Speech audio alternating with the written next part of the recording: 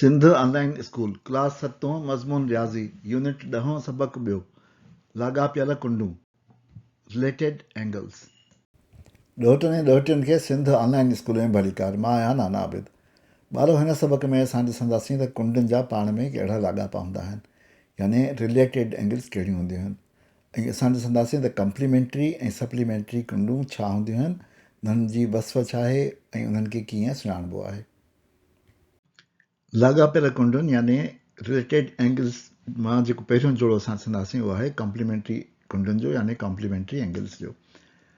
हिन शिकिल में तव्हां हिकिड़ी गुनी कुंड ॾिसी रहिया आहियो जेका ॿ शाऊं ए ऐं बी नुक़्ते ओ ते 90 दर्जे जे कुंड ते मिली ऐं ठाहिनि थियूं।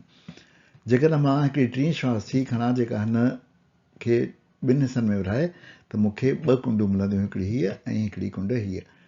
जेकॾहिं मां हाणे हिननि शाहनि खे नुक़्ता ॾियां ए, हिते नुक़्तो ॾियां बी ऐं हिते सी, त मूं वटि जेके कुंडूं ठहंदियूं ए ओ बी असली कुंड ई, उन खां पोइ मूं वटि हिकिड़ी ए ओ सी कुंड ठही ऐं हिकिड़ी बी ओ सी, ॿ कुंडूं ठहियूं। यानी एंगल ए ओ बी विरहाइजी वई ए ओ सी ऐं बी ओ सी में, ॿ कुंडूं मूं वटि मिली वियूं। अहिड़ी तरह जो हिननि ॿिन्ही कुंडुनि जो जोड़ हिन कुंड जे बराबरि आहे ऐं उहो 90 दर्जा आहे। हाणे हिन में असां छा ॾिठो शिकिल में, असां चई सघूं था त हीउ कुंडुनि जो हिकिड़ो जोड़ो आहे ए ओ सी ऐं बी ओ सी जो, ऐं ॿिन्ही जी माप जो जोड़ 90 दर्जा आहे। कुंडुनि जो उहो जोड़ो जंहिंजी माप जो जोड़ गुनी कुंड जी माप यानी गुनी कुंड या राइट एंगल जी माप जे बराबरि हुजे यानी 90 दर्जा हुजे, उन खे असां कॉम्प्लीमेंट्री कुंडूं चवंदा आहियूं। When the sum of two angles is 90 degrees, then the angles are known as complementary angles. Here we say that the two angles complement each other. यानी असां चवंदा आहियूं त ही ॿई कुंडूं हिक ॿिए खे कम्प्लीमेंट कनि थियूं। अचो त हाणे असां ॾिसूं त सप्लीमेंट्री कुंडूं छा आहिनि। असां जेकॾहिं हिकिड़ी सिधी कुंड खणूं 180 डिग्री जी स्ट्रेट एंगल खणूं जेका शाह ए ऐं बी नुक़्ते ओ ते मिली हिकु सीध में मिलनि थियूं, त उहा असांजी 180 डिग्री जी सिधी कुंड ठहंदी। जेकॾहिं इन सिधी कुंड ते हिकिड़ो टियों शाह सी ठाहियूं जेको हिन सिधी कुंड खे ॿिनि हिसनि में विरहाए, हिकिड़ी कुंड हीअ ठहे ऐं हिकिड़ी कुंड हीअ ठहे, त असां वटि छा थींदो जो ॿ कुंडूं असां वटि ठहियूं हुयूं। हाणे अचो त असां हिनखे वरी पहिरीं वांगुरु नाला ॾियूं ए बी ऐं सी, ऐं असां वटि जेके कुंडूं ठहंदियूं उहे ठहंदियूं ए ओ सी ऐं बी ओ सी। अहिड़ी तरह जो कुंड ए ओ बी बराबरि आहे ए ओ बी जेका असांजी असल में सिधी कुंड हुई, उहा ठही वई ॿिनि हिसनि में विरहाइजी वई ए ओ सी ऐं बी ओ सी में। अहिड़ी तरह जो ए ओ सी ऐं बी ओ सी जो जोड़ ए ओ बी जे बराबरि आहे जेको 180 दर्जा आहे। हिन शिकिल में बि असां चई सघूं था त हीउ कुंडुनि जो हिकिड़ो जोड़ो आहे ऐं ॿिन्ही जे माप जो जोड़ 180 दर्जा आहे। कुंडुनि जो उहो जोड़ो जंहिंजी माप जो जोड़ सिधी कुंड जी माप यानी 180 दर्जा जेतिरो हुजे, उनखे असां सप्लीमेंट्री कुंडूं चवंदा आहियूं। When the sum of two angles is 180 degrees, then the angles are known as supplementary angles. Here we say that the two angles supplement each other. यानी कुंड ए ओ सी कुंड बी ओ सी खे supplement थी करे ऐं कुंड B O C कुंड ए O C खे सप्लीमेंट थी करे। ॿारो हिकिड़ी ॻाल्हि यादि रखणु खपे त कॉम्प्लीमेंट्री ऐं सप्लीमेंट्री कुंडूं हुजण लाइ कुंडुनि जूं भर वारियूं कुंडूं हुजणु ज़रूरी न आहे, लाज़मी न आहे। The angles do not have to be adjacent or share a vertex. उहे अलॻि अलॻि थी सघनि थियूं, पर जेकॾहिं उन्हनि जो जोड़ ॿिन्ही जो 90 दर्जा हुजे त उहे असां वटि कम्प्लीमेंट्री एंगल्स आहिनि, पर उनखे असां नॉन एडजेसेंट कम्प्लीमेंट्री एंगल्स चवंदा आहियूं, यानी अण भर वारियूं कम्प्लीमेंट्री कुंडूं। अहिड़ी तरह सप्लीमेंट्री कुंडूं बि थी सघनि थियूं जेकॾहिं ॿिन्ही जो जोड़ 180 दर्जा हुजे, 79 + 101 180 थींदो, त उहे असांजो थींदियूं नॉन एडजेसेंट सप्लीमेंट्री एंगल्स। यादि रखिजो त कम्प्लीमेंट्री ऐं सप्लीमेंट्री कुंडूं हुजण लाइ कुंडुनि जूं भर वारियूं कुंडूं हुजणु ज़रूरी न आहे, पाण में टच करणु ज़रूरी न आहे, उहे अलॻि अलॻि थी सघनि थियूं। सिर्फ़ु कम्प्लीमेंट्री लाइ 90 दर्जनि जो जोड़ हुअणु खपे ऐं सप्लीमेंट्री लाइ 180 दर्जे जो जोड़ हुअणु खपे।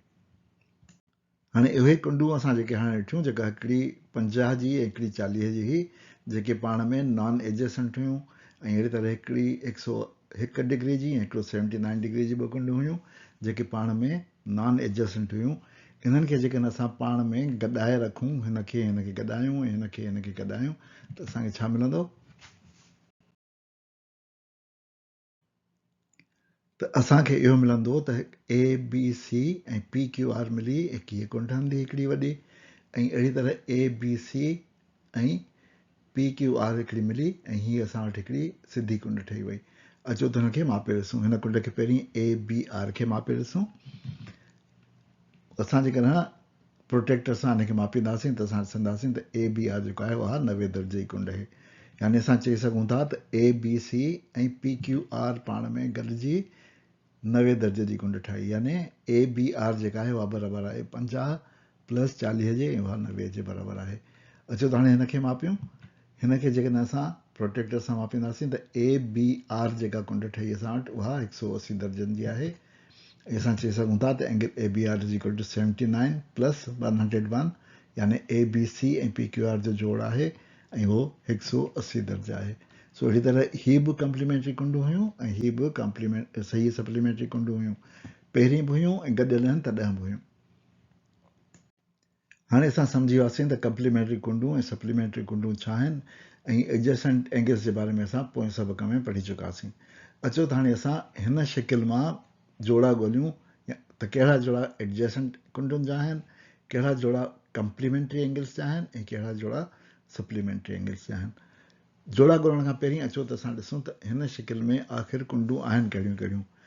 असांखे बाज़ारि जेको नज़र अचे थो, हिकिड़ी हीअ कुंड आहे बी ओ सी जेका 60 दर्जा आहे, ॿी आहे सी ओ डी जेका 30 दर्जा आहे, ऐं ॿी आहे ए ओ डी जेका 90 दर्जा आहे। ठीकु आहे। सो इहे मां टे कुंडूं लिखां थो। हिकिड़ी ए कुंड चवंदुसि जेका असांजी बी ओ सी आहे, ॿी कुंड बी चवंदुसि जेका सी ओ डी आहे, ऐं टी कुंड सी चवंदुसि जेका ए ओ डी आहे। सो बाज़ारि असांखे टे कुंडूं हिन में नज़र अचनि थियूं। पर जेकॾहिं असां गौर सां ॾिसूं त असां ॾिसी सघूं था त हिकिड़ी कुंड हीअ बि त आहे ए ओ सी, ऐं हिकिड़ी कुंड बी ओ डी बि त आहे। सो अचो त हे ॿ कुंडूं ॿियूं बि आहिनि जेके हिन शिकिल में आहिनि। सो उनखे बि लिखी सघां थो। हिकिड़ी ए ओ सी कुंड मूं ॾिठी, ऐं ॿी मूं ॾिठी बी ओ डी, उहा बि लिखी छॾियमि। सो हिन शिकिल में दरअसल असां वटि 5 कुंडूं आहिनि। हाणे असां ॾिसंदासीं त हिन में एडजस्टेंट कहिड़ा आहिनि। हाणे हीअ ऐं हीअ कुंड एडजस्टेंट आहे, असांखे ख़बर आहे त ए ऐं बी जेके आहिनि पाण में एडजस्टेंट आहिनि। उन खां पोइ बी ऐं सी जेके आहिनि उहे पाण में एडजस्टेंट आहिनि, बी ऐं सी पाण में एडजस्टेंट आहिनि। इन खां अलावा एडजस्टेंट आहिनि। अचो पहिरीं इन्हनि खे ॾिसूं। ए बी असां ॾिठो त एडजस्टेंट आहिनि, ए डी असां ॾिठो त एडजस्टेंट आहिनि, ए ऐं डी, हिकिड़ी ए ऐं हिकिड़ी डी असां ॾिठो त इहे बि एडजस्टेंट आहिनि। छो त हीअ कुंड बि त आहे न डी, ऐं उन सां गॾु इहे ए आहे, इहे बि एडजस्टेंट आहिनि। अहिड़ी तरह बी ओ डी ऐं ए ओ डी यानी सी ऐं ई इहे पाण में एडजस्टेंट आहिनि। बी ऐं सी त असां ॾिसी चुकासीं त हीअ बी हुई ऐं हीअ सी हुई, उहे बि एडजस्टेंट आहिनि, ऐं सी ई बि पाण में एडजस्टेंट आहिनि। हिननि कुंडनि खे असां हाणे जे नुक़्तनि जे हिसाब सां बि लिखी सघूं था। हिनखे असां सी ओ डी लिखंदासीं, सी ओ डी, ऐं बी ओ सी असां लिखियो त इहे एडजस्टेंट आहिनि। उन खां पोइ ए ओ सी ऐं बी ओ सी इहे एडजस्टेंट आहिनि। उन खां पोइ 90 डिग्री जी एंगल आहे ए ओ डी ऐं सी ओ डी, उहे बि पाण में एडजस्टेंट आहिनि, हिकिड़ी 90 जी हिकिड़ी 30 जी, ऐं 2 90 दर्जे जूं कुंडूं ए ओ डी ऐं बी ओ डी इहे पाण में एडजस्टेंट आहिनि। सो असां ॾिठो त हिन में असां वटि 4 जोड़ा आहिनि एडजस्टेंट एंगल्स जा। अचो त हाणे असां कम्प्लीमेंट्री एंगल्स ॾिसूं। कम्प्लीमेंट्री एंगल्स उहे आहिनि जिन जो जोड़ 90 दर्जा हुजे। हाणे हिन में असां ॾिसूं त ही त पाण ई वॾी आहे, 90 खां वॾी आहे, उनजे करे ही शामिलु कोन थींदी। ही कुंड बि 90 आहे, सो हिन में जेकॾहिं कुझु जोड़ कंदासीं त 90 खां वधीक थींदो, सो उहो बि कोन थींदो। अहिड़ी तरह हीअ कुंड बि शामिलु कोन थींदी। बाक़ी बची ए ऐं बी, सो उन्हनि खे जेकॾहिं असां जोड़ कंदासीं त 60 ऐं 30 90 थींदो। सो असां वटि सिर्फ़ु हिकिड़ो ई जोड़ो आहे जेको कम्प्लीमेंट्री कुंडुनि जो आहे, यानी ए ऐं B, angle C O D ऐं बी ओ सी, इहे असांजो हिकिड़ो जोड़ो आहे। सप्लीमेंट्री एंगल्स असांखे ख़बर आहे त उहे एंगल्स आहिनि जेके जोड़ थी 180 जी असांखे माप ॾियनि। सो अचो त असां पहिरीं ॾिसूं हुनखे ए खे ऐं डी खे जेकॾहिं पाण में जोड़ींदासीं त असांखे छा मिलंदो, 60 प्लस 120, घणो मिलंदो, 180 मिलंदो।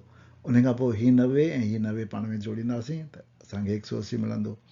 छा ॿियूं अहिड़ियूं 2 कुंडूं आहिनि जेके पाण में जोड़जनि त 120 मिलनि? न। ॿियो असांखे को बि अहिड़ो 180 वारो नथो अचे, सॉरी 180 जी ॻाल्हि पई थी थिए, सिधी कुंड 180 हूंदी आहे।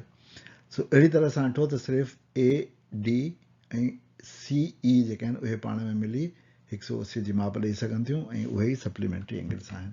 सो हिकिड़ो जोड़ो आहे ए डी यानी एंगल ए ओ सी ऐं बी ओ सी जो, ॿियो आहे सी ई यानी एंगल ए ओ डी ऐं बी ओ डी, ए ओ डी ऐं बी ओ डी इहे असांखे सप्लीमेंट्री एंगल ॾियनि थियूं, यानी उहे 180 जी माप ॾियनि थियूं। ॿारो इन ते असां पंहिंजे अॼोके सबक़ जी पुॼाणी था कयूं। नाना आबिद खे इजाज़त ॾियो, वरी ॿिए सबक़ में मिलंदासीं।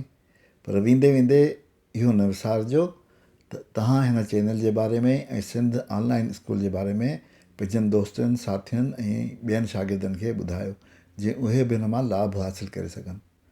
नाना आबिद खे इजाज़त ॾियो। ख़ुदा हाफ़िज़।